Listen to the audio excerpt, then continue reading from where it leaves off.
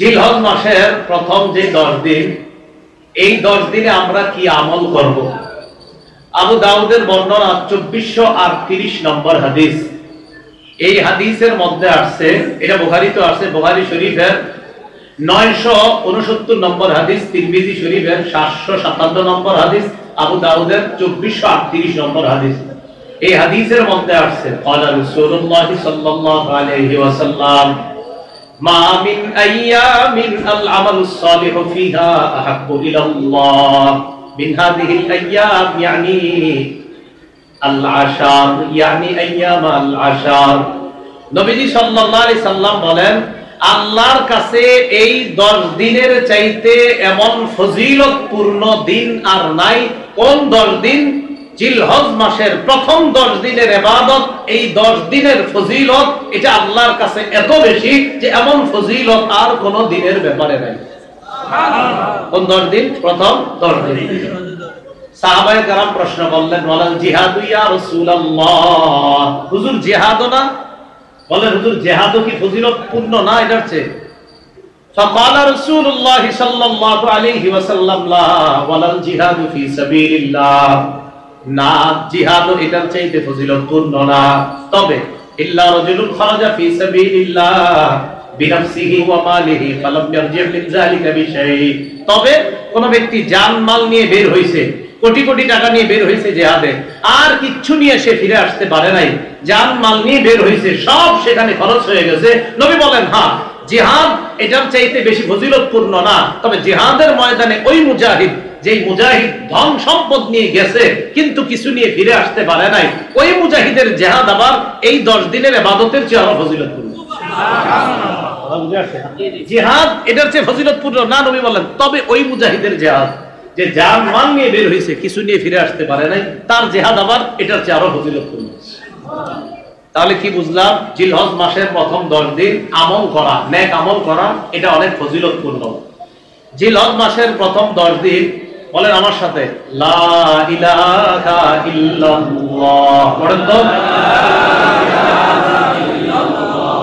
আল্লাহু আকবার, আলহামদুলিল্লাহ।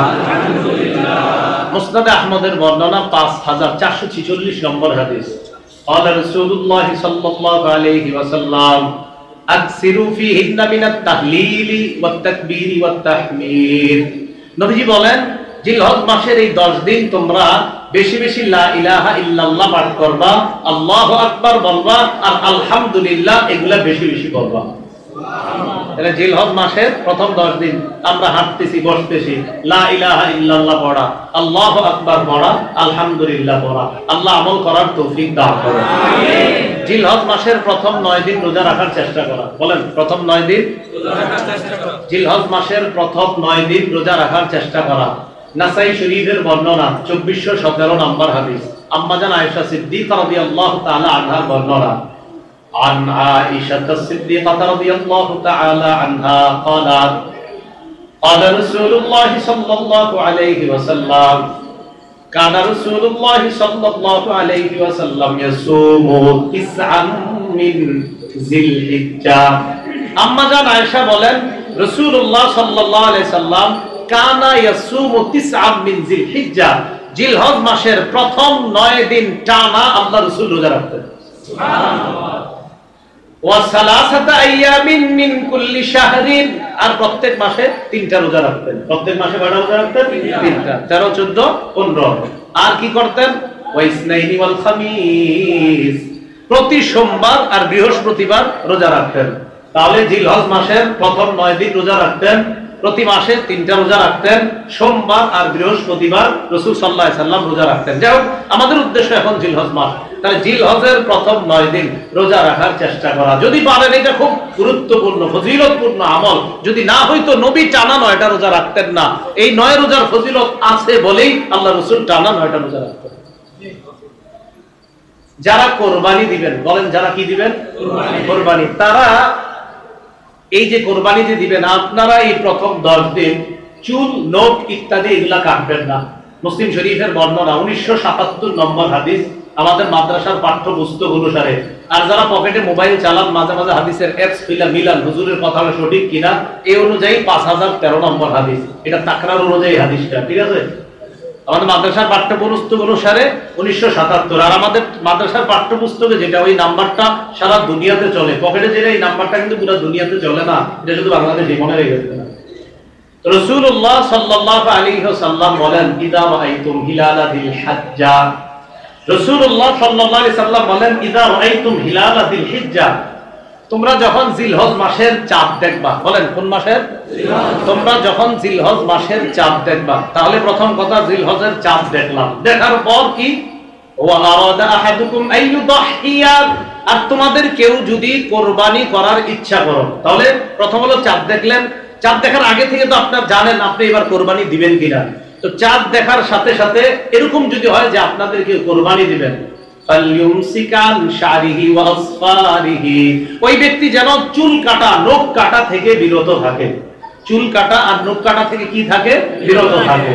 তাহলে চুল কাটা নখ কাটা থেকে বিরত থাকা এই 10 দিন, এজন্য জিলহজ শুরু হওয়ার আগে নখগুলা কেটে নেওয়া, চুলগুলা বড় থাকলে ছোট করে নেওয়া।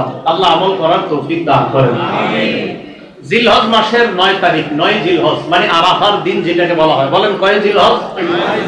9 জিলহজ। এই 9 জিলহজের একটা রোজা রাখা, এটা কথার কথা। প্রথম কথা, আমরা যদি 8টা না পারলাম, 1 2 3 4 এরকম 8টা না পারলাম, সেক্ষেত্রে কি করবেন? সেক্ষেত্রে 9 জিলহজ যদি রোজা, শুধু 9 জিলহজের রোজাটা রাখেন।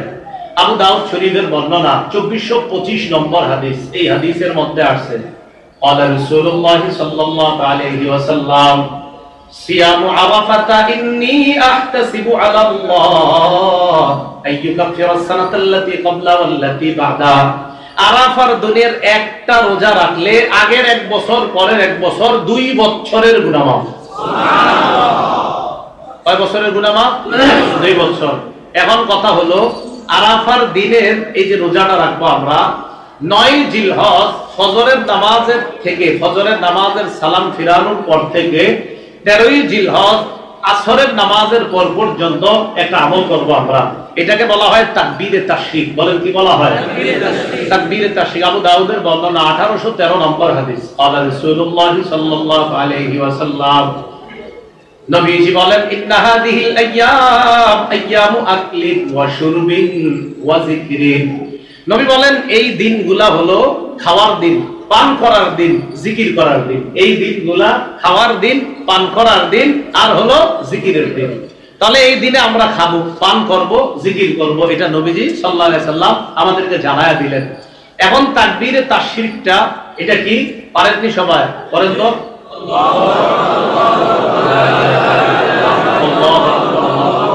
একবার বাবা, একবার পুরুষরা একবার মোটামুটি আওয়াজে মসজিদে, নারীরা একদম হালকা আওয়াজে একবার, বাবা একবার, মনে থাকবি নি? তাহলে একবার, অনেকে 3-4 বার পড়ে এরকম, একবার পড়বেন, একবার উঁচু আওয়াজে একবার, বাস। নারীরা হালকা আওয়াজে, পুরুষরা উঁচু আওয়াজে। আল্লাহ আমল করার তৌফিক দান করেন, আমিন। এখন কথা হলো আরাফার দিন নাকি 9 জিলহজ? একটা আমাদের মাঝে প্রতি বছর একটা সমস্যা তৈরি হয়, আরাফার দিনে রোজা রাখবো না 9 জিলহজ? যাদের এই প্রশ্ন উঠবে আপনারা এক কাম করবেন, পরে প্রশ্নটা যাই 9 জিলহজ না আরাফার দিন, যাদের এই প্রশ্ন উঠবে যে হুজুর 9 জিলহজ না আরাফার দিন, আপনি এক কাম করলে আর এই প্রশ্ন উঠবে না। আপনি জিলহজের 1 তারিখ থেকে সব দিন রোজা রাখেন, তাহলে আর এই প্রশ্ন জানবে না। কেন? আপনি আরাফার দিনেরটাও রেখে লাইছেন, 9 জিলহজও রেখে লাইছেন। কথা বুঝছেন? আপনি 1 তারিখ থেকে ডেইলি রাখবেন, তাহলে আর প্রশ্ন আসবে না হুজুর আরাফার দিন না 9 জিলহজ, আরাফার দিন না 9 জিলহজ। এখন কথা হলো আরাফার দিন দ্বারা উদ্দেশ্য কি? সারা পৃথিবীর ওলামায়ে কেরামদের বেশিরভাগ, অধিকাংশ ওলামায়ে কেরামদের ইজমা, ঐক্যমত হলো আরাফার দিন দ্বারা উদ্দেশ্য 9 জিলহজ। বলেন কতই জিলহজ? 9 জিলহজ। ইবনুল মুনজির, ইবনে তাইমিয়া রাহমাতুল্লাহি আলাইহি, ইবনে উসাইমিন, আব্দুল্লাহ বিন বাজ রাহমাতুল্লাহি আলাইহি, সৌদি আরবের বড় বড় মুফতি যারা, সবাই এই ব্যাপারে একমত। ইয়াউমু আরাফা দ্বারা উদ্দেশ্য হলো 9 জিলহজ। ইয়াউমু আরাফা দ্বারা উদ্দেশ্য কতই জিলহজ? 9 জিলহজ উদ্দেশ্য। এটা কিভাবে? খুব মন দিয়ে শুনেন। 3 জন সাহাবী, আব্দুল্লাহ ইবনে আব্বাস, আব্দুল্লাহ ইবনে মাসউদ, আলী রাদিয়াল্লাহু তাআলা, কয়জন সাহাবীর নাম বললাম? এক নাম্বার আব্দুল্লাহ ইবনে আব্বাস, কানা আব্দুল্লাহ ইবনে আব্বাস রাদিয়াল্লাহু তাআলা আনহুমা ইউকাব্বিরু গায়বা কুল্লি সালাতিন দুবুরা কুল্লি সালাতিন ইয়াউমা আরাফা ইলা আখিরি আইয়ামিত তাশরীক। আমি অনুবাদ করার পর আপনাদেরকে জিজ্ঞাসা করব, আপনারা জবাব দিবেন। দেখেন, আব্দুল্লাহ ইবনে আব্বাস রাদিয়াল্লাহু তাআলা আনহু আরাফার দিন ফজরের সময় তাকবীর বলা শুরু করতেন। বলেন কোন দিন? সবাই বলেন কোন দিন?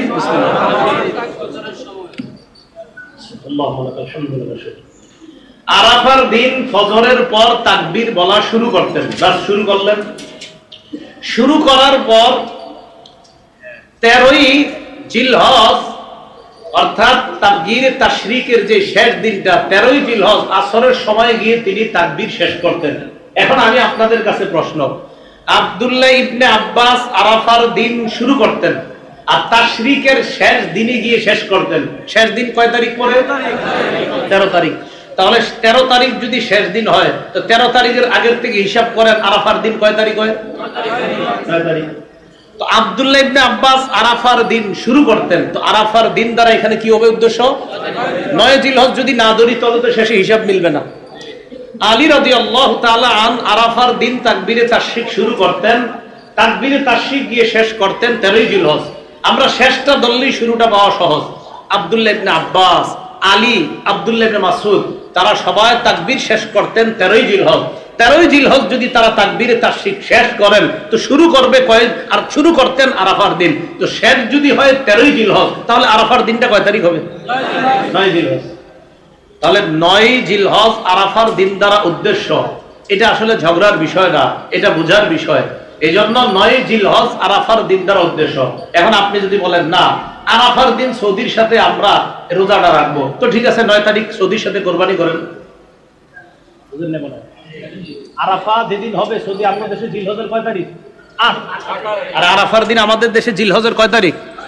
আমাদের দেশে কয় তারিখ? আমাদের দেশে জিলহজের 8 তারিখ না? তাদের আরাফার দিনে আমাদের দেশে কয় তারিখ হবে? 8। তো ওই দেশের যদি আরাফার দিন আর আমাদের দেশের আরাফার যদি বলেন রোজা রাখেন তো ঠিক আছে, আপনি ওই দেশের আরাফার দিনে রোজা রাখলেন 8 তারিখ। এখন ওই দেশে তো 10 তারিখে কোরবানি করতেছে আর আমাদের দেশে ওদের কোরবানির দিন আমাদের দেশে 9 তারিখ। তো আপনি কোরবানি করেন 9 তারিখে। হ্যাঁ, যদি আরাফার দিনে রোজা রাখেন ওদের সাথে মিলে তো ঠিক আছে, ওদের সাথে মিলে পরের দিন কোরবানি করেন। এই দেখেন এখানেই তো ধরা খেয়ে যাবেন। এই জন্য আরাফার দিন দ্বারা উদ্দেশ্য কয় তারিখ? 9 জিলহজ। বলেন কয় তারিখ উদ্দেশ্য? 9 জিলহজ। এটা ঝগড়ার বিষয় না। হ্যাঁ, কারো যদি মনে হয় হুজুর আমার তো মন মানে না, তো ঠিক আছে আপনি জিলহজ মাসের সব দিন রাখেন, কোনো সমস্যা নাই। তাহলে আপনার মন মাইলা দেব। আপনার যদি মনে খটকা থাকে তাহলে আরাফার দিনেরটাও হবে, 9 জিলহজেরটাও হবে। এই 9 দিন রোজা রাখার যে ফজিলত এটাও পেয়ে যাবেন। আল্লাহ আমাদের সকলকে ঝগড়া মুক্ত ভাবে এই 9 জিলহজ তথা এই প্রথম 9-10 দিনের আমলগুলা আমরা যেন সুন্নাহ মোতাবেক করতে পারি, আল্লাহ তৌফিক দান করুন। আমিন। এবার আসেন জিলহজ মাসের ইব্রাহিম আলাইহিস সালাতু ওয়াস সালামের ঈমান এবং ইব্রাহিম আলাইহিস সালাতু ওয়াস সালামের যে সমর্পণ ত্যাগ, আল্লাহর কাছে নিজের আত্মসমর্পণ করা, এই আত্মসমর্পণ করার উজ্জীবিত হওয়ার মাস হলো জিলহজ মাস। ইব্রাহিম আলাইহিস সালাতু ওয়াস সালাম আর তার সাথে ঈমানদার যারা, তাদের ঈমান কেমন? সূরা মুমতাহিনা 28 নম্বর পারায় এই সূরার 4 নম্বর আয়াতে আল্লাহ বলেন, ক্বাদ কানাত লাকুম উসওয়াতুন হাসানাতুন ফি ইব্রাহিম ওয়াল্লাযীনা মাআ। ইব্রাহিম আলাইহিস সালাতু ওয়াস সালাম এবং তার সাথে যারা ঈমানদার, এই ঈমানদার এবং ইব্রাহিম নবীর মাঝে তোমাদের জন্য উত্তম আদর্শ রয়েছে। ইয ক্বালু লিকাওমিহিম ইন্না বুরাআউ মিনকুম ওয়া মিম্মা তা'বুদুনা মিন দুনিল্লাহ। তারা যখন তাদের সম্প্রদায়কে বলল আমরা তোমাদের থেকে মুক্ত আর তোমরা আল্লাহ ছাড়া যাদের ইবাদত করো তাদের থেকে মুক্ত। কাফারনা বিকুম ওয়া বাদা বাইনানা ওয়া বাইনাকুমুল আদাওয়াতু ওয়াল বাগদাউ আবাদান হাত্তা তুমিনু বিল্লাহি ওয়াহদা। আমরা তোমাদেরকে অস্বীকার করলাম, তোমাদেরকে অস্বীকার করলাম মানে তোমাদের আকীদা বিশ্বাসকে আমরা অস্বীকার করি, কারণ তোমরা আল্লাহ ছাড়া অন্যের ইবাদত করো। তোমরা যে আল্লাহ ছাড়া অন্যের ইবাদত করো, এই ইবাদতটা যে তোমরা করো এই ইবাদত তোমরা যে করো এটাকে আমরা অস্বীকার করি, এটা আমরা মানি না। বাদা বাইনানা ওয়া বাইনাকুমুল আদাওয়াতু ওয়াল বাগদা, আমাদের মাঝে আর তোমাদের মাঝে শত্রুতা এবং বিদ্বেষ স্পষ্ট হয়ে গিয়েছে। হাত্তা তুমিনু বিল্লাহি ওয়াহদা, যতক্ষণ তোমরা আল্লাহর উপর ঈমান না আনবা ততক্ষণ আমাদের মাঝে আর তোমাদের মাঝে শত্রুতা থাকবে, বিদ্বেষ থাকবে। এখন আসেন, এই আয়াত থেকে আমাদের শিক্ষা কি? এই আয়াত থেকে শিক্ষা হলো আল্লাহর জন্য কাউকে মহব্বত করা এটাও জায়েজ, আল্লাহর জন্য কাউকে ঘৃণা করা এটাও জায়েজ। না হয় ইব্রাহিম নবীর সাথে ইমানদাররা বলতেছে আমরা তোমাদেরকে প্রত্যাখ্যান করি, কারণ তোমাদের বিশ্বাস ঠিক নাই, তোমাদের মাঝে আর আমাদের মাঝে শত্রুতা চিরকাল থাকবে যতক্ষণ ঈমান না আনবা। সহিহ আবু দাউদের বর্ণনা 4681 নম্বর হাদিসের মধ্যে রাসূলুল্লাহ সাল্লাল্লাহু আলাইহি সাল্লাম বলেন, মান আহাব্বা লিল্লাহ ওয়া আবগাযা লিল্লাহি ওয়া আতা লিল্লাহ ওয়া মানাআ লিল্লাহ, যে ব্যক্তি আল্লাহর জন্য কাউকে মহব্বত করে, আল্লাহর জন্য কাউকে ঘৃণা করে, আল্লাহর জন্য কাউকে দান করে, আল্লাহর জন্য কাউকে দান না করে। আবার বলছি, যে ব্যক্তি আল্লাহর জন্য কাউকে মহব্বত করে, আল্লাহর জন্য কাউকে ঘৃণা করে, আল্লাহর জন্য কাউকে দান করে, আল্লাহর জন্য কাউকে দান না করে, ফাকাদ ইসতাকমালাল ঈমান, ওই ব্যক্তি ঈমান পরিপূর্ণ করবে। তাহলে ঈমান পরিপূর্ণ কোন ব্যক্তির? যে ব্যক্তি আল্লাহর জন্য কাউকে মহব্বত করে, আল্লাহর জন্য কাউকে ঘৃণা করে, আল্লাহর জন্য কাউকে দান করে, আল্লাহর জন্য কাউকে দান না করে। আপনাদের কাছে এসে একদল দান চাইলো, গানের অনুষ্ঠান করবে, এখানে দান না করাটা কারে খুশি করার জন্য? আপনাদের কাছে কেউ আসলো, আয়েশা বলল তিনজন এতিমকে সহযোগিতা করব, দান চাইলো, এখানে দান করবেন কারে খুশি করার জন্য? তাহলে এখানে দিলেন আল্লাহরে খুশি করার জন্য, আবার দিলেন না আল্লাহরে খুশি করার জন্য। নবী বলেন এটাই পরিপূর্ণ ঈমানের আলামত। এবার আসেন, ইব্রাহিম আলাইহিস সালাতু ওয়াস সালাম এই জিলহজ মাসে আল্লাহর কাছে নিজের আত্মসমর্পণ করে এমন এক দৃষ্টান্ত দুনিয়ার মধ্যে কায়েম করেছেন যে পিতা হয়ে আপন সন্তানকে জবাই করার জন্য গেছেন। সূরা আস-সাফফাত, এই সূরার 102 থেকে 107 নম্বর আয়াত। এর আগে আরেকটা আয়াত আমরা জানি, সূরা বাকারার 131 নম্বর আয়াতে আল্লাহ বলেন, ইয ক্বালা লাহু রাব্বুহু আসলিম, আল্লাহ যখন ইব্রাহিম নবীকে বললেন আপনি আত্মসমর্পণ করেন, ক্বালা আসলামতু লিরাব্বিল আলামিন, আমি বিশ্ব জগতের রব আল্লাহর কাছে আত্মসমর্পণ করলাম। ইব্রাহিম নবী আল্লাহর কাছে আত্মসমর্পণ করলেন, ইব্রাহিম নবী বললেন আমি রবের কাছে আত্মসমর্পণ করলাম। এখন দেখেন ইব্রাহিম নবী আত্মসমর্পণ করার একটা দৃষ্টান্ত। কি দৃষ্টান্ত? সূরা আস-সাফফাত 102 থেকে 107 নম্বর আয়াতে আল্লাহ বলেন, ফালাম্মা বালাগা মা'হুস সা'য়া, ইব্রাহিম নবী যখন তার সন্তান ইসমাইল নবীকে নিয়ে বের হলেন একদিন, তো ফালাম্মা বালাগা মা'হুস সা'য়া, ইসমাইল নবী যখন কাজ করার বয়সে পৌঁছলেন, ছোট মানুষ তো বড় হইতে হইতে কাজ করতে পারে এমন বয়সে পৌঁছে ইব্রাহিম নবী সন্তানদের বাইরে নিয়ে গেছে, চলো কাজ আছে। قال يا بني إني أرى في المنام أني أذبحك فانظر ماذا ترى, ইব্রাহিম নবী সন্তানকে বললেন আমি স্বপ্নে দেখলাম আমি তোমারে জবাই করতেছি, তুমি বলো তোমার কি অভিমত, তুমি চিন্তা করে আমাকে জানাও। ফানজুর, চিন্তা করো, মাযা তারা, তোমার কি সিদ্ধান্ত। প্রশ্ন, ইব্রাহিম নবী সন্তানের কাছে কি চাইছেন? আব্বা জবাই করেন, আব্বা জবাই করেন না, এটাই তো। এখন প্রশ্ন হলো ইব্রাহিম নবী এই প্রশ্ন সন্তানকে কেন করলেন? হুকুম কার? আল্লাহ। আল্লাহর হুকুম পালন করতে গিয়ে প্রশ্ন কিসের? আবার হুকুম পালন করো, আপনারা বুঝছেননি? আপনারা আল্লাহর হুকুম পালন করতে গিয়ে সন্তানকে প্রশ্ন করার কি দরকার? প্রশ্ন ছাড়াই তো জবাই করতে পারতেন, কারণ হুকুমটা কার? আল্লাহ। এখন মুফাসসিরিনে কেরাম সুন্দর কথা লেখছে যে ইব্রাহিম নবী সন্তান ইসমাইলকে প্রশ্ন করার উদ্দেশ্য এই না যে সন্তান যদি না বলে জবাই করবে না, আর হা বললে জবাই করবে, এটা না। হা বললেও জবাই করবে, না বললেও জবাই করবে, কারণ হুকুম তো আল্লাহর। নবী ইব্রাহিম শুধু সন্তানকে পরীক্ষা করতে চাইলেন, দেখি আল্লাহর হুকুম পালন করার ক্ষেত্রে আমার সন্তান ইসমাইলের আগ্রহটা কেমন। তাহলে না আর হা অপশনের কথা না, হা বলুক জবাই করবে, না বলুক জবাই করবে, চাইলেন আমার সন্তান দেখি কি বলে।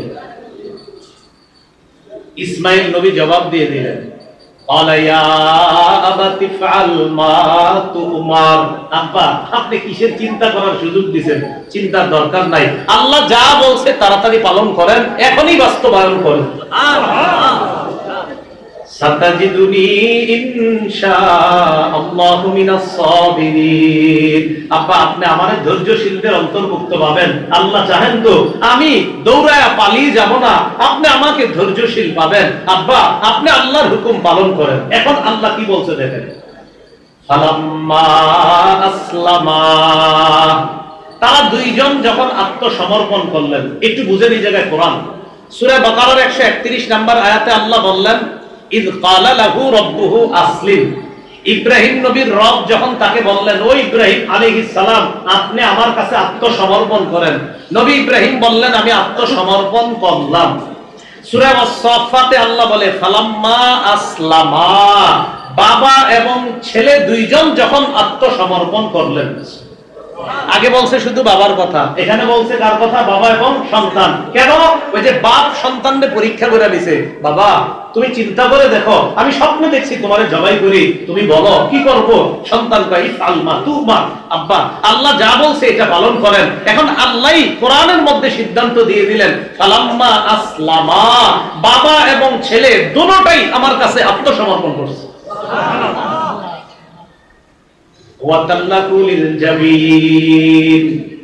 এবার ছুরি চালাইছে সন্তানের গলায়।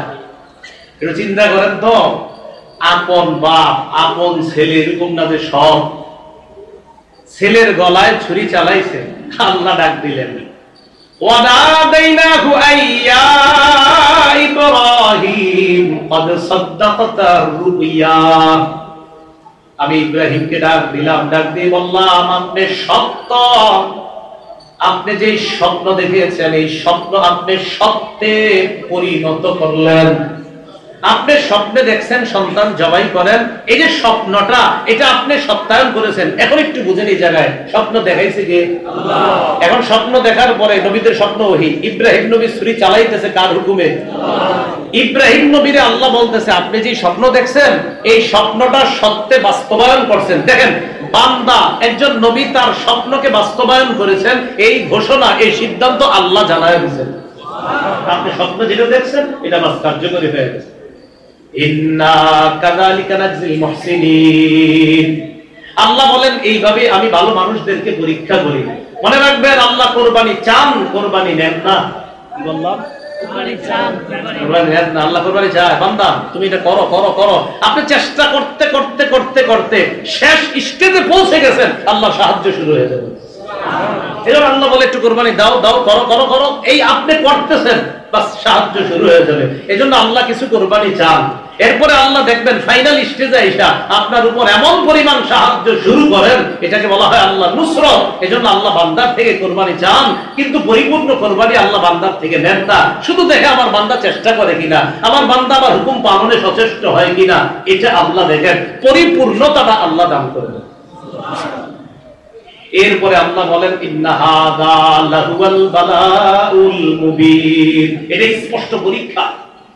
ওয়া ফাদাইনাহু বিযিবহিন আযীম, আমি ইসমাঈলের পরিবর্তে বড় একটা প্রাণী দিয়ে কুরবানির ব্যবস্থা করে দিলাম। তখন থেকে মানুষ না প্রাণী দিয়ে কুরবানির প্রচলন আল্লাহ পাক রব্বুল আলামিন ইব্রাহিম নবীর সুন্নাত হিসাবে কিয়ামত পর্যন্ত মুসলমানদের জন্য এই সুন্নাতটা আল্লাহ চালু করে দিলেন। সুবহানাল্লাহ। সাহাবারা নবীজিকে জিজ্ঞাসা করলেন, মা হাদিহিল আদাহি ইয়া রাসূলুল্লাহ, হুজুর এই যে কুরবানি করি আমরা এগুলা কি? ক্বালা সুন্নাতু আবিকুম ইব্রাহিম আলাইহিস সালাতু ওয়াস সালাম, এটা তোমাদের আব্বা ইব্রাহিম নবীর সুন্নাত। সুবহানাল্লাহ। একটু বুঝছেন না আপনারা? তাহলে জিলহজ মাসে ইব্রাহিম নবী আল্লাহর কাছে নিজের আত্মসমর্পণ করলেন। তো জিলহজ মাস এটা আমাদেরকে মনে করায় দেয়, শোনো এই মাসটা আত্মসমর্পণ তো সব সময় করবা, বাকি এই মাস আসলে তোমাদেরকে আমি আল্লাহ মনে করায় দিই। কেন? এই মাসে একটা পরীক্ষা নিছি ইব্রাহিম নবীর কাছে। ইব্রাহিম নবী আর তার সন্তান পরীক্ষার ক্ষেত্রে দুজন আমার কাছে পরিপূর্ণভাবে আত্মসমর্পণ করে পরীক্ষায় পরিপূর্ণ সফলতা অর্জন করছে।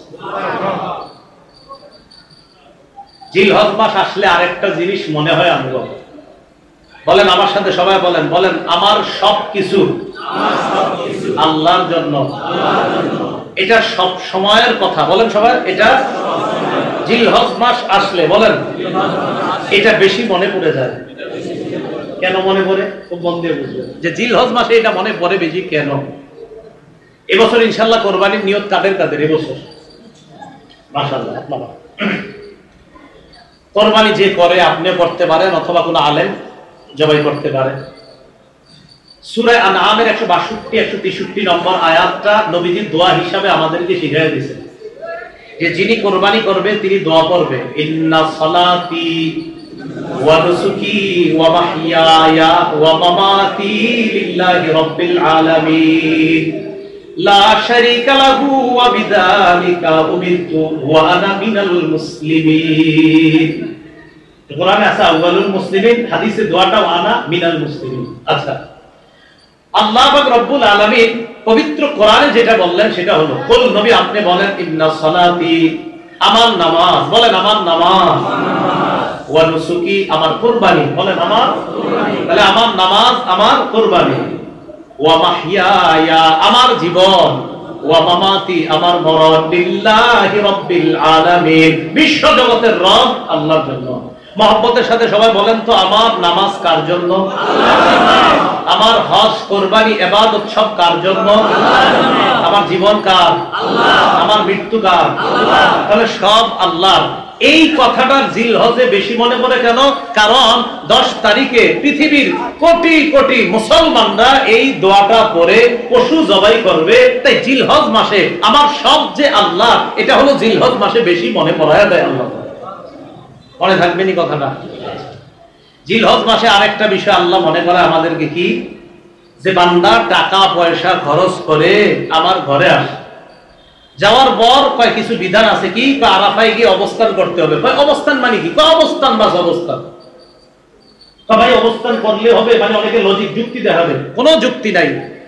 আমার রবের কাজ করতে গিয়ে আরাফায় যেতে হবে, মুজদালিফায় যেতে হবে, মিনায় যেতে হবে, তাওয়াফ করতে হবে, বাস এটা রবের কাজ, এটা রবের হুকুম। টাকা পয়সা খরচ করে মুসলমান যায়, যায়া বুঝায় আমার মাথায় ধরুক আর না ধরুক আমার রব বলছে তাই সামর্থ্য দিছে আমি এখানে আসছি। ওই যে অনেকে মাঝে মাঝে দেখবেন এগুলো নিয়ে বলে এত টাকা পয়সা খরচ করে কি দরকার বলো না। মুসলমানরা আমরা, আমাদেরকে যদি আল্লাহ তৌফিক দেয় আমরা সবাই হজ করব। আমরা কোনো প্রশ্ন তুলবো না যে এটা কেন ওটা কেন, না আমার রব বলছে তাই যাবো। ফিলেন দিয়া তুমি কাবার সামনে দাঁড়ায় রইলা, আরাফায় গিয়ে অবস্থান করলা, মুজদালিফায় একটু রাত কাটাইলা, মিনায় গেলা, একটা পশু জবাই করলা, লাখ লাখ টাকা খরচ করা হজ হয়ে গেল তোমার। আমরা বলবো হ্যাঁ আমার রব বলছে, লাখ লাখ টাকা খরচ এটা আমাদের বিষয় না। আমরা রবের কথায় রবের হুকুম পালন করতে পারছি, এটা আমাদের মুসলমানদের গর্বের বিষয়। কথা বুঝে আসে নাই সবার? তাহলে আমরা হজ করি টাকার ক্ষেত্রে না আল্লাহর জন্য হজ করি? হ্যাঁ, টাকা যদি সামর্থ্য দেয় যাবো, সামর্থ্য না দিলে তো হজ ফরজ না। এই জন্য সূরা আলী ইমরানের 97 নম্বর আয়াতে আল্লাহ বলেন, ওয়ালিল্লাহি আলান নাসি হিজ্জুল বাইতি মান ইসতাতা ইলাইহি সাবিলা। যারা ওই ঘরে যাওয়ার সামর্থ্য রাখে আল্লাহর জন্য, তাদের জন্য আল্লাহ হজ ফরজ করেছেন। এখন আসেন ওই ব্যক্তি হাজী সাহেব সেখানে গিয়ে কি বলে? লাব্বাইক আল্লাহ আমি হাজির, আল্লাহুম্মা লাব্বাইক, হে আল্লাহ আমি হাজির, লাব্বাইক আল্লাহ আমি হাজির, লা শারীকা লাকা লাব্বাইক আল্লাহ আপনার কোনো শরীক নাই আমি হাজির, ইন্নাল হামদা সমস্ত প্রশংসা, ওয়ান নি'মাতা লাকা সব প্রশংসা আপনার, সব নিয়ামত আপনার, ওয়াল মুলকা আল্লাহ সমস্ত রাজত্ব আপনার। আমি আপনার ঘরের সামনে আইসা এটা আপনারে আমি সাক্ষী দিয়ে বলছি আল্লাহ আমি হাজির, আল্লাহ আমি হাজির, আপনার কোনো শরীক নাই আল্লাহ, আপনারই ক্ষমতা, নিয়ামত সব আপনার, প্রশংসা সব আপনার। আপনি আমি এখানে দাঁড়ায়া আমি হাজির হয়ে আপনার দরবারে সাক্ষী দিতেছি। এটা বান্দা ওখানে গিয়ে বলে যে মাবুদ আমার সব আপনার, আমার জীবনে যত কিছু অর্জন এটা মানুষ বাহবা দেয়, প্রশংসা দেয় না, মাবুদ সব প্রশংসা দেয় আপনার, কারণ আপনি রব আমারে তৌফিক না দিলে তো আমি এত কিছু করতে পারতাম না। ঠিক আছে না কথাটা? তো আল্লাহ পাক রব্বুল আলামিন জিলহজ মাস আসলে আমাদেরকে এই বিষয়টা মনে করায় দেয়। আর কি মনে করায়? আর একটা বিষয়, কোরবানি যারা করবে ওই কোরবানি ওয়ালাদের গোশত খাওয়া কোনো উদ্দেশ্য হবে না, বরং তাদের টার্গেট আর উদ্দেশ্য হবে আমি পশু জবাই করলাম, আল্লাহ জানে আমার রব কবুল করে কিনা, আল্লাহ টাকা পয়সা তো কিছু দিয়েছেন আপনি, তাই পশু কিনলাম, মাবুদ জবাই করলাম, এখন আপনি চাইলে আমার কোরবানিটা কবুল হবে, এজন্য তো দোয়ার মধ্যে ফাতাকাব্বাল মিন্নি, আল্লাহ আমার পক্ষ থেকে এই কোরবানি আপনি কবুল করেন, মাবুদ আমি তো আপনার জন্য জবাই করলাম, আপনি যদি কবুল করেন তাহলে এটা কবুল হবে। তাহলে বলেন তো কোরবানিতে আমাদের গোশত খাওয়া উদ্দেশ্য নাকি আল্লাহ কবুল যেন করে এটা উদ্দেশ্য? এখন কবুলের সম্পর্ক নিয়তের সাথে, বলেন সবাই কবুলের সম্পর্ক নিয়তের সাথে, সবাই বলেন কবুলের সম্পর্ক নিয়তের সাথে। গুরুত্বপূর্ণ চারটি মৌলিক কথা মনে রাখবেন কোরবানির ক্ষেত্রে, বলেন কয়টি? এক নম্বর নিয়ত শুদ্ধ করা, বলেন নিয়ত শুদ্ধ করা। দুই নম্বর হালাল টাকায় কোরবানি দেওয়া, হালাল টাকায় কোরবানি দেওয়া। তিন নম্বর শরীয়ত মোতাবেক কোরবানি দেওয়া, শরীয়ত মোতাবেক কোরবানি দেওয়া। হুজুর করতে জিজ্ঞাসা মাসালা জিজ্ঞাসা কইরা সুন্দরভাবে পশুটা কোরবানি দিবেন। হ্যাঁ, পশু কোরবানি দেওয়ার আগে 10 দিন 15 দিন 5 দিন এমন এমন ঘটনা ঘটায় মনে হয় হেরে ছাড়া আর কেউ কোরবানি দিব না, পশুর এই করে সেই করে অমুক করে তমুক করে। আরে ভাই এগুলো কোথায়? পশু কোরবানি করতে হবে এটা ইসলামী শরীয়ত মোতাবেক। আবার দেখবেন যিনি জবাই করে, হুজুর যদি জবাই করে একটু চাকুটা টাচ করার সাথে সাথে অনেক কসাই ভাইয়েরা থাকে মাশাআল্লাহ, যাই হোক ওনারাও খেদমত করে, ওনারা বলে হুজুর বাস বাস হয়েছে, বাস বাস হয়েছে বললে ছেড়ে দিবেন না, যেই রক কাটলে পশুর জান যায় ওটা পর্যন্ত ছুরিটা চালাবেন, ওটা নিশ্চিত যখন হবেন এরপর ছুরি ছাড়বেন। আর এইভাবে ডাইরেক্ট ছুরিটা এভাবে আপনি ভিতরে দিয়ে দিবেন না। অনেকে কি করে প্রথমে চালানোর পর আরেকজন যিনি পাশে থাকে উনি এইভাবে মারে, এটা না, এটা করবেন না। বলেন 3 নাম্বার কি মোতাবেক? 1 নাম্বার নিয়ত, 2 নাম্বার হালাল টাকা, 3 নাম্বার কোরবানি শরীয়ত, 4 নাম্বার বলেন রিয়া মুক্ত কোরবানি, বলেন রিয়া মুক্ত কোরবানি। কে বুঝিনি মানুষকে দেখান যাব না, আচ্ছা অন্য মানুষ তো দেখি জবাই করবে উদ্দেশ্য কি? অর্থাৎ আমার এই কোরবানি আল্লাহর জন্য। মানুষ দেখে মানে মানুষ বড় বলবে, বাহবা বলবে 5 লাখ টাকা দিয়ে কোরবানি দিছে, এই উদ্দেশ্য না, বরং আমি 5 লাখ টাকা দিয়ে কিনছি আমার রবরে বেশি খুশি করতে, এটা উদ্দেশ্য।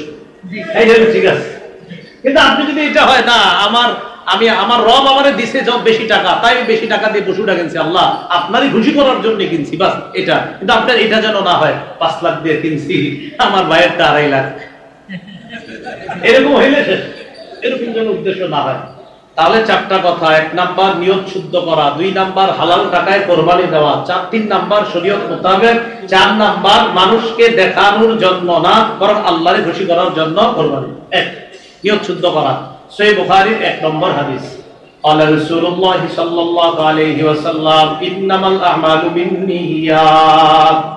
আমলের প্রতিদান নির্ভর করে নিয়তের উপর, বলেন আমলের প্রতিদান নির্ভর করে কিসের উপর? নিয়তের উপর। আমি যে এখন কথা বলতেছি এই যে আপনাদের সামনে, এটা কি কথা না কাজ? বলেন সবাই, আমি যে এখন কথা বলতেছি কথা না কাজ? একদল কয় কথা আর একদল কয় কাজ। আমি যে কথা বলতেছি কথাটা কাজ না, এটা মুখের কাজ, বলে এটা কার কাজ? মুখের কাজ। এজন্য ইন্নামাল আমালু বিন্নিয়াত অর্থ হলো ইন্নামা আমালুল জাওয়ারিহি তুসাবু বিন্নিয়াত, অঙ্গ প্রত্যঙ্গের আমলের প্রতিদান দেওয়া হবে নিয়তের উপর। অঙ্গ প্রত্যঙ্গের আমল, হাতের আমল, পায়ের আমল, মুখের আমল। মুখের আমল হলো সত্য কথা বলা, এটা ভালো আমল। মিথ্যা কথা বলা এটা খারাপ আমল। সত্য বলা এটা ইবাদত, মিথ্যা বলা এটা গুনাহ। মিথ্যা বলা গুনাহ, এই গুনাহটা করলো কে? মুখ। তাহলে গুনাহ বদ আমল, গুনাহ বদ আমল, তাহলে মিথ্যা কথা বদ আমল। তো বদ আমল, এই মিথ্যা কথা নামক বদ আমলটা কে করছে? মুখ। আর সত্য কথা নামক নেক আমলটা কে করছে? মুখ। তাহলে মুখের সত্য কথা নেক আমল, মুখের মিথ্যা কথা এটা বদ আমল। এজন্য রাসূলের এই হাদিস দ্বারা উদ্দেশ্য অঙ্গ প্রত্যঙ্গের আমলের প্রতিদান দেওয়া হয় পরিশুদ্ধ নিয়তের সাথে। এখন আমরা যে হাত দিয়ে গরু কোরবানি করব, পশু কোরবানি করব, এটা কার জন্য করা? আল্লাহর জন্য। এই হলো 1 নাম্বার, মনে রাখবেন। সহিহ বুখারীর 1 নাম্বার হাদিস, আমলের প্রতিদান নির্ভর করে নিয়তের উপর। 2 জানি কোনটা? হালাল টাকায় কোরবানি করা। সহিহ বুখারীর 52 নম্বর হাদিস, নুমান ইবনে বাশীর রাদিয়াল্লাহু তাআলা আনহুর বর্ণনা, তিনি বলেন ক্বালা রাসূলুল্লাহ সাল্লাল্লাহু আলাইহি ওয়াসাল্লাম আল হালালু বাইয়িনুন ওয়াল হারামু বাইয়িন। হালাল স্পষ্ট, হারাম স্পষ্ট। ওয়া বাইনাহুমা মুশাব্বাহাত ওয়া ফি নুসখাতিন মুশতাবিহাত। হালাল আর হারামের মাঝে কিছু অস্পষ্ট বিষয়, সন্দেহযুক্ত বিষয় আছে। ফামান ইত্তাকাল মুশাব্বাহাত ফাকাদ ইস্তাবরা লিদীনিহি ওয়া ইরজিহি। কোন ব্যক্তি যদি সন্দেহযুক্ত জিনিস থেকে বাঁচে, সে তার ধর্ম এবং তার ইজ্জতকে হেফাজত করবে। আমি উদাহরণ যেভাবে দেই, আমার দিকে তাকান। দুইটা ধান ক্ষেত, এই তাকান সবাই, এই দুইটা ধান ক্ষেত, এই দুইটা কি ক্ষেত? মাঝখানে আইল, বলেন মাঝখানে ধান ক্ষেত। এই ধান ক্ষেতের দুই পাশে দুইটা সুন্দর রাস্তা আছে। ধান ক্ষেতের দুই পাশে দুইটা সুন্দর রাস্তা, মাঝখানে আইল, চিকুন আইল। এই চিকুন আইলটা আবার দুই পাশের ধান এইভাবে যে বইরা রয়েছে, এটা ঢাইকা গেছে, হয়নি এরকম? আচ্ছা, এখন আপনি এই পাশ থেকে ওই পাশে যাবেন রাস্তা পাড়ি দিয়ে, আপনি এই দুই পাশের দুই ভালো রাস্তায় চাইলেই যাইতে পারেন, হয়তো এটা দিয়ে যান, না হয় ওইটা দিয়ে যান। আপনি কি করছেন জানেননি? এই দুই ভালো রাস্তা থুইয়া মাঝখানেটা দিয়ে রওনা করছেন। তাহলে মাঝখানেরটা কি বড় না ছোট? এখন যাইয়া ওই পাশে গেছেন, যাওয়ার পর রাস্তায় উঠা দেখেন কি শরীরে আপনার পাঞ্জাবির মধ্যে 10-12টা পাঞ্জাবির মধ্যে 10-12টা ধানের ছোট ছোট বিচি লেগে রয়েছে, 10-12টা ধান। এখন ধানগুলো আসছে কোথেকে? দুই ক্ষেত থেকে। এখন মুফতি আনিসুর রহমান আশরাফি সাহেবরা ফোন দিয়েছে, হুজুর কি আমি তো আপনার ভক্ত, আপনার মসজিদে নামাজ পড়ি, কি হুজুর আমি দুই ধান ক্ষেতের মাঝখান দিয়ে আইছি, কারণ আমার জামার মধ্যে 5-7টা ধান লেগে গেছে আরেকজনের ক্ষেতের।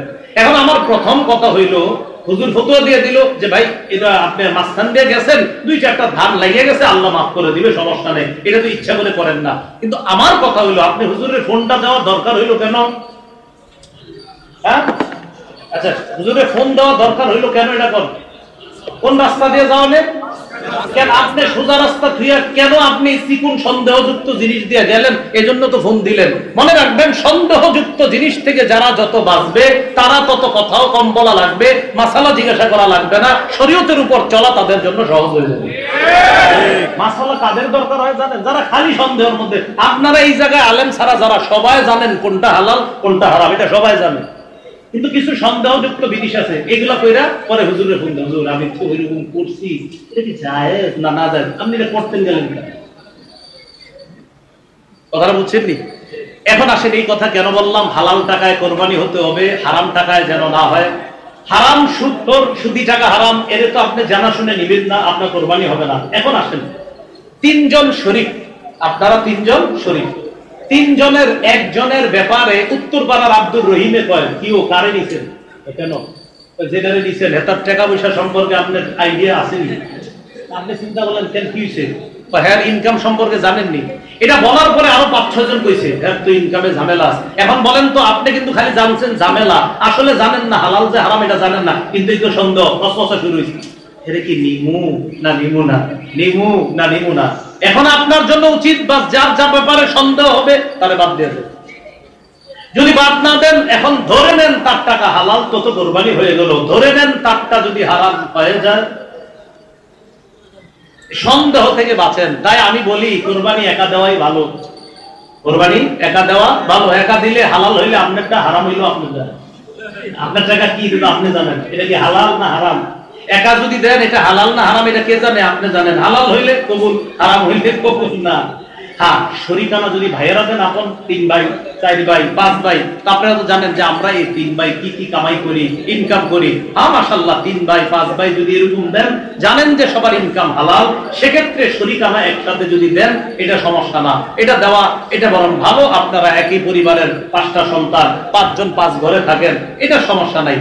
মূল কথা হলো, যখন নিশ্চিত জানবেন আমরা 5 জন কোরবানি দিচ্ছি, আমরা 2 জন দিচ্ছি, আমরা 3 জন, আমাদের 3 জনের কোরবানির এই টাকাটা পিওর টাকা যেন হয়, হালাল টাকা যেন হয়। কথাটা বুঝে আসছেন সবাই?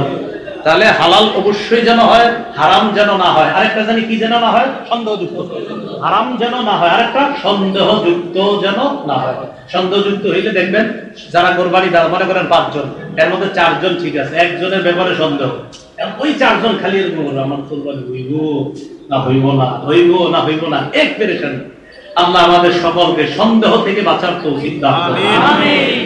3 নাম্বার, শরীয়ত মোতাবেক বলছিলাম, কোরবানি করতে গিয়ে কোনো ধরনের বেদাত না করা। যে কোরবানির গোশত বন্টন করতে গিয়ে আপনি বন্টন কি, বাস 3 জন কোরবানি দিলে 3 ভাগ করবেন, 3 ভাগ করার পর যদি আর কি আপনি চান গরিবরে দিবেন, দিবেন গরিবরে, আত্মীয় স্বজনদের দিলে দিবেন, যদি না দেন গুনাহ হবে না। আসলে কি হবে না? আরে আপনার এই গিফট আমি করেন না দিয়ে, আরে আল্লাহ যেন আমার নানি দেয়, গুনাহ হবে না বলছি দিকে আবার এরকম দিবেন কারণ না, মানে কইলাম আর কি যে যদি না দেন গুনাহ হবে না, আপনি যদি না দিলে গুনাহ হবে না, বা আল্লাহর রাস্তায় কিন্তু এটা কইলেন না, মুখ দিয়ে আয়া পড়ছে মানে লেগে মাসালাটা বইলে ফেলছে। সাধারণত মাইকে মাসালা বলি না আমি, আপনি 3 ভাগের যদি ওই যে আত্মীয় স্বজনকে না দেন বা গরিবরে না দেন এটা গুনাহ হবে না, কিন্তু আপনারা কইলেন এই ভাই এই মাসালার উপর আমল করেন না, আপনারা সবাই দিন কিন্তু গরিব করেও দিয়েন, আত্মীয় স্বজনদেরকে দিয়েন, নিজেরা খায়। কথা বুঝে আসছে? কারণ কোরবানির গোশত তো উদ্দেশ্য না, আমাদের তো খুশি করা কারে উদ্দেশ্য? আল্লাহকে। এখানে যেন কোনো বেদাত কাজ না করে। সহিহ বুখারীর 2697 নম্বর হাদিস, আম্মা জান আয়েশা সিদ্দিকার বর্ণনা, قال رسول الله صلى الله عليه وسلم من احدث في امرنا هذا ما ليس منه فهو رد। নবীজি বলেন আমাদের ইসলাম ধর্মের মধ্যে, এই শরীয়তের মধ্যে ইবাদতের নামে কেউ যদি সওয়াবের আশায় নতুন কিছু আবিষ্কার করে, বলেন আমার সাথে, শরীয়তের মধ্যে সওয়াবের আশায় ইবাদতের নামে নতুন কিছু আবিষ্কার করা বেদাত। তাহলে নতুন কিছু আবিষ্কার করা যাবে না। ইমাম মালিক রাহমাতুল্লাহি আলাইহি বলেন মান ইবতাদা ফিল ইসলামি বিদাতান ফায়ারাহা হাসানা ফাকাদ জামা আন্না মুহাম্মাদান ক্বাদ কানা রিসালা। কোন ব্যক্তি যদি ইসলামের মধ্যে নতুন কোন বেদাত চালু করে আর এটারে যদি উত্তম মনে করে, সে কেমন যেন এই দাবি করলো যে মুহাম্মদ সাল্লাল্লাহু আলাইহি সাল্লাম নবুয়তের দায়িত্ব পালনে ত্রুটি করে গিয়েছে। নাউজুবিল্লাহ বলেন। বলেন নবীজি কি দিন অসম্পূর্ণ রেখে গেছে না পরিপূর্ণ? হ্যাঁ, তাহলে পরিপূর্ণ রেখে গেছে দিন, এই জন্য নতুন কোনো কিছু প্রবেশ না করা। 4 নাম্বার জানি কি, কাউরে দেখানোর জন্য কোরবানি না দেওয়া, আল্লাহরে খুশি করার জন্য কোরবানি দেওয়া। তিরমিজি শরীফের বর্ণনা, এই হাদিসটা সবাই মন দিয়ে শুনেন, একদম ওলামায়ে কেরাম সহ সবাই, আর আলেমরা তো এই হাদিসটা মন দিয়ে শোনাই দরকার, কারণ এই হাদিসে 1 নাম্বার আসামি আলেম। ঠিক নাম্বার আসামি কে? আলেম। আরে আল্লাহ আল্লাহ আমগরে হেফাজত করেন। তিরমিজি শরীফের 2382 নম্বর হাদিস, উকবা ইবনে আমির রাদিয়াল্লাহু তাআলা আনহুর বর্ণনা, তিনি বলেন আন্না শুফাই আল আসবাহি দাখালাল মাদিনা। এক তাবিঈ নাম শুফাই আল আসবাহি, তিনি মদিনায় আসলেন। মদিনায় আসার পর দেখে ফাইদা হুয়া বি আবি হুরায়রা, রাসূলের সাহাবী আবু হুরায়রা এক জায়গায় বসা। ইজতামা আলাইহিন নাস, মানুষ তাকে চারদিক থেকে ঘেরাও করে আছে। সুবহানাল্লাহ। আবু হুরায়রা তিনি জিজ্ঞাসা করলেন কি ব্যাপার, এখানে কে? জনগণ বলল হাদা আবু হুরায়রা, চিনো না নবীর সাহাবী আবু হুরায়রা? কি করে? ফাইহাদিসুন নাস, মানুষকে হাদিস শোনাইতেছে। সুবহানাল্লাহ। মানুষকে হাদিস পড়াইতেছে, ছাত্ররা বসা সামনে। আচ্ছা বুঝলাম। তো তিনি বলেন ফাদানাউতু মিনহু, আমি আবু হুরায়রার কাছাকাছি গেলাম, ওয়া ক্বাআতু বাইনা ইয়াদাইহি, তার একদম কাছে গিয়ে বসলাম। ফালাম্মা সাকাতা ওয়া খালা, হাদিস শোনানো শেষ করার পর তিনি যখন হাদিস থেকে অবসর হয়ে চুপ করে বসে রইলেন আর একাকী হলেন, আমি তার কাছে গিয়ে বললাম আনশুদুকা বিহাক্কিন ওয়া বিহাক্কিন লামা হাদাসতানি হাদিসান সামি'তাহু মির রাসূলিল্লাহি সাল্লাল্লাহু আলাইহি ওয়াসাল্লাম ওয়া আকালতাহু ওয়া আলিমতা। আপনারে আল্লাহর কসম দিয়ে বলি, এমন একটা হাদিস আপনি আমারে শোনান যেটা আপনি নিজের কানে নবীর থেকে শুনছেন, যে হাদিসটা আপনি বুঝছেন, যে হাদিসটা আপনি বুঝছেন আবার জেনেছেন আবার নিজে শুনেছেন, এমন একটা হাদিস আমারে শোনান। প্রশ্ন বুঝছেন নি? এক তাবী সাহাবী আবু হুরায়রাকে বললেন এমন একটা হাদিস শোনান যেটা নিজ কানে শুনছেন, যেটা আপনি জেনেছেন, যেটা বুঝেছেন, এমন হাদিস শোনান। আবু হুরায়রা রাদিয়াল্লাহু তাআলা আনহু বললেন আচ্ছা, আফআলু লা উহাদ্দিসান্নাকা হাদিসান হাদাসানিহি রাসূলুল্লাহ সাল্লাল্লাহু আলাইহি ওয়াসাল্লাম। আবু হুরায়রা বললেন আমি তোমাকে এমন একটা হাদিস শোনাবো যে হাদিসটা আল্লাহর নবী আমাকে একা একই বলছে। সুবহানাল্লাহ। এটা বইলা সুম্মা নাশাবা আবু হুরায়রা তানাশা, আবু হুরায়রা রাদিয়াল্লাহু তাআলা আন বেহুশ হয়ে গেলেন। হাদিস বলছেন না, বলে নাই, খালি কইছে গোমু, কইয়া বেহুশ হয়ে গেছে। ফালাম্মা ফাকা, আবার যখন হুশ ফিরে আসছে, হুশ ফিরে আসার পর আবার আবু হুরায়রা বললেন আফআলু লা উহাদ্দিসান্নাকা হাদিসান হাদাসানিহি রাসূলুল্লাহ সাল্লাল্লাহু আলাইহি ওয়াসাল্লাম ফি হাযাল বাইতি মা'ানা আহাদুন গায়রি ওয়া গায়রু। আমি তোমাকে এমন একটা হাদিস শোনাবো যে হাদিসটা আল্লাহ নবী এই ঘরের মধ্যে বসে আমাকে বলছে, আমি আর নবী ছাড়া এই ঘরের মধ্যে কেউ ছিল না। এমন একটা হাদিস তোমাকে শোনাবো। এটা বইলা সুম্মা নাশাবা আবু হুরায়রা নাশাতান উখরা, আবার বেহুশ হয়ে গেছে। আলেম ছাড়া অন্যরা বলেন হাদিস বলছেনি না, দুইবার বেহুশ হয়েছে। ফালাম্মা আফাকা, আবার যখন হুঁশ ফিরে আসছে আবার বললেন লা উহাদ্দিসান্নাকা হাদিসা, আমি তোমাকে এমন একটা হাদিস শোনাবো হাদাসানিহি রাসূলুল্লাহ সাল্লাল্লাহু আলাইহি ওয়াসাল্লাম ফি হাদাল বাইত, আনা ওয়া হুয়া ফি হাদাল বাইতি মা মা'না আহাদুন গায়রি ওয়া গায়রু। অনেকটা হাদিস তোমাকে শোনাবো যে হাদিসটা এই ঘরের মধ্যে এই জায়গার মধ্যে বৈশা বলছে আমি আর নবী ছাড়া কেউ ছিল না।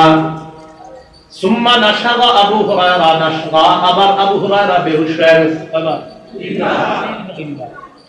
হাদিস বলতেছে না, মুখ দিয়ে আসতেছে না, আর আগে বেহুশ হয়ে যেতেছে। ফালাম্মা আফাকা, আবার হুঁশ ফিরে আসছে।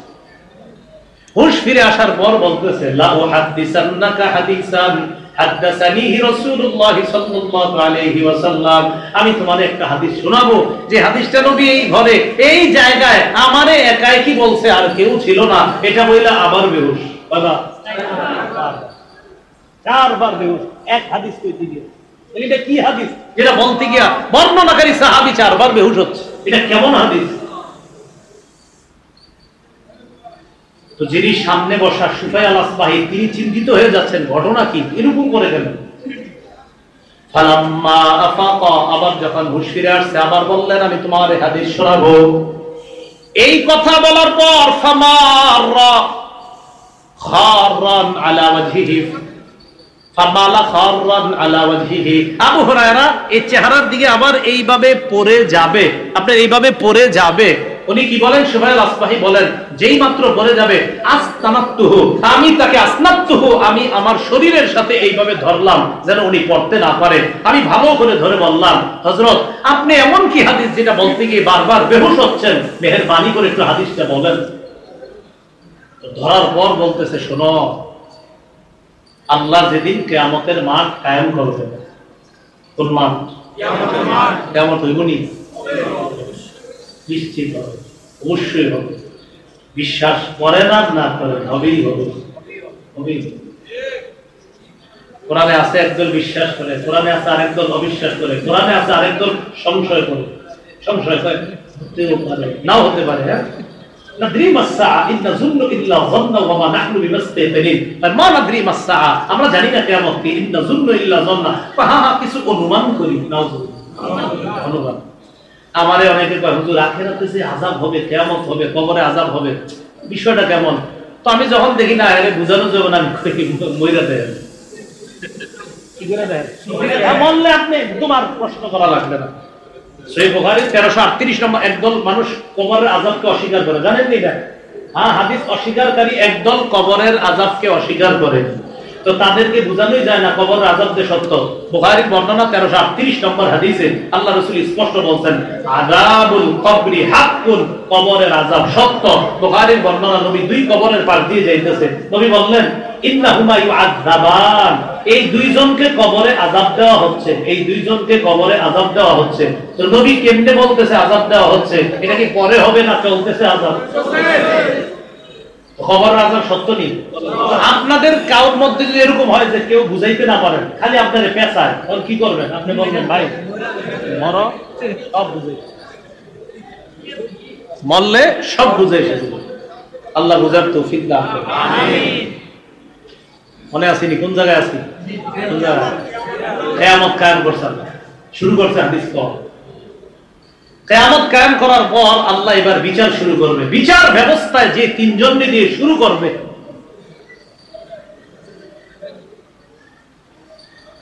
আউয়ালু মা ইয়াদউ বিহি রাজুলুন জামাআল কুরআন, সর্বপ্রথম আল্লাহ ডাকবে যাকে, তিনি হলেন আলেম।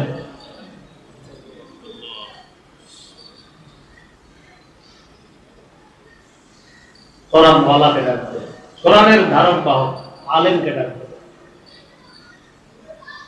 সুম্মা যুল মাল ওয়া সাহিবুল মাল, সম্পদওয়ালা। সুম্মা রাজুলুন কুতিলা ফি সাবিলিল্লাহ, এরপর মুজাহিদ। আলেমকে আল্লাহ বলবেন আলাম উআল্লিমকা মা আনজালতু আলা রাসূলি, আমি আমার নবীর উপর যা নাযিল করছি তা কি তোমারে শিখাই নাই? তো তিনি জবাব দিবে বালা হুজুর আপনি আমারে শিখাইছেন। আল্লাহ বলবেন বিমা ফামাযা আমিলতা বিমা উল্লিমতা, তুমি যা শিখছো সে অনুযায়ী আমল করছো। ওই ব্যক্তি জবাব দিবে আকুমু বিহি আনা আল-লাইলি ওয়া আনা আন-নাহার, আল্লাহ সকাল সন্ধ্যা আমি আমল করছি, কোরআন প্রচার করছি, ওয়াজ করছি, বিভিন্ন জায়গায় জায়গায় গিয়ে বক্তৃতা করছি। আল্লাহ পাক জবাব দিয়ে বলবেন কাযাবতা, তুমি মিথ্যা বলছো। সাথে সাথে ফেরেশতারা বলবে তাকুলু লাহুল মালাইকাতু কাযাবতা, ফেরেশতারা বলবে তুই মিথ্যা বলছস। আল্লাহ বলবে তুমি মিথ্যা বলছো, ফেরেশতারা বলবে তুমি মিথ্যা বলছো। লিউকাল ইন্নাহু কারিউন, তোমার যেন দুনিয়ার মধ্যে বলা হয় অমুকে বড় আলেম বড় কারি, এই জন্য তুমি ইলম অর্জন করছিলা, এই জন্য তুমি ইলম অর্জন করছিলা, তো এই জন্য তুমি ইলম অর্জন করছিলা, যেন তোমার বড় আলেম বলা হয়। আশরাফি সাহেব হুজুর তো মহব্বত করে আমার নাম আল্লামা লাগাই দিছে। আলেমরা আমরা মহব্বত করে, জানি খুব মহব্বত করে, আমার উপর পুরো জুলুম, এটা জুলুম, আসলে জুলুম। সত্যি আমি যোগ্য না, আসলেই যোগ্য না, বাস্তবেই যোগ্য না। আলেমরা আল্লাহ বলবে তুমি মিথ্যা বলছো, ফেরেশতারা বলবে তুমি মিথ্যা বলছো। তোমার যেন মানুষ বড় আলেম বলে, শাইখুল হাদিস, মুফতি, মুহাদ্দিস বলে, তুমি এই কারণে ইলম শিখছিলা, চিন্তার বিষয়।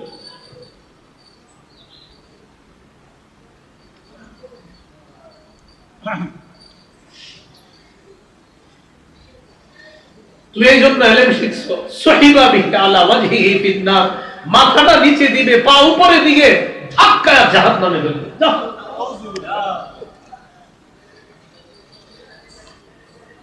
মুজাহিদকে, সম্পদওয়ালাকে সে কিভাবে ডাকবে? তাদেরকেও বলবে তুমি দান করছো, মানুষ যেন তোমার দাতা কয়। মুজাহিদকে বলবে তুমি জিহাদ করছো, মানুষ যেন তোমার বীর বাহাদুর কয়।